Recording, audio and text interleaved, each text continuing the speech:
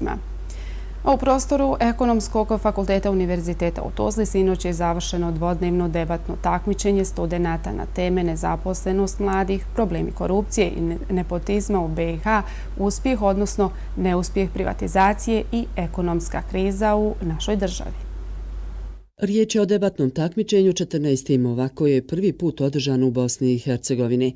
Admir Čavalić, direktor udruženja Multi, pojašnjava, pored ostalog, zašto se takmičenje održava baš noću. Navečer se formira jedinstvena atmosfera, znači imamo specijalno osvjetljenja, imamo specijalnu binu za učesnike i želimo nekako u akademskom tonu pokušati učiniti debate ne samo akademski prihvatljivim i da kažemo duelima ideja, već i interesantnim za širu publiku, tako da je jednostavno publici bude interesantno u samom događaju.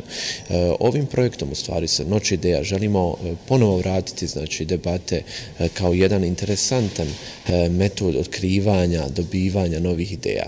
Teme o kojima se vodila debata su bile i tekako aktuelne. Prve večeri bilo je riječi o nezaposlenosti mladih, problemima korupcije i nepotizmu u Bosni i Hercegovini, a druge uspjeh, odnosno neuspjeh privatizacije i ekonomska kriza u našoj državi.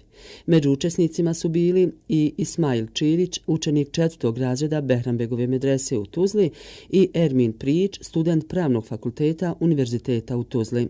Dakle, radi se o jednim temama koje su onako izuzetno provokativne i drago mi je što u žiriju mi imamo predstavnike vlasti, pa da i ta vlast čuje naše prijedloge i kako bi možda sutra te prijedloge zapravo sproveli u djelo. Povodom ove razne problematike koja muči dakle naše društvo, iznijeti naše stavove i omogućiti znači i građanima da se upoznaju sa tom problematikom, ali i znači nosiocima državne vlasti koji su dužni za sprovođenje određenih zakona, ideja da bi riješili konkretnu problematiku. Takmičari su morali iznijeti svoj plan i imati čvrste argumente kako bi nadjačali protivničku ekipu. Moramo reći da su studenti i učenici Ekonomske i građevinske škole te Behranbegove medrese veoma ozbiljno prišli analizi trenutnog stanja u državi i otkrivali mogućnosti rješavanja gorućih problema.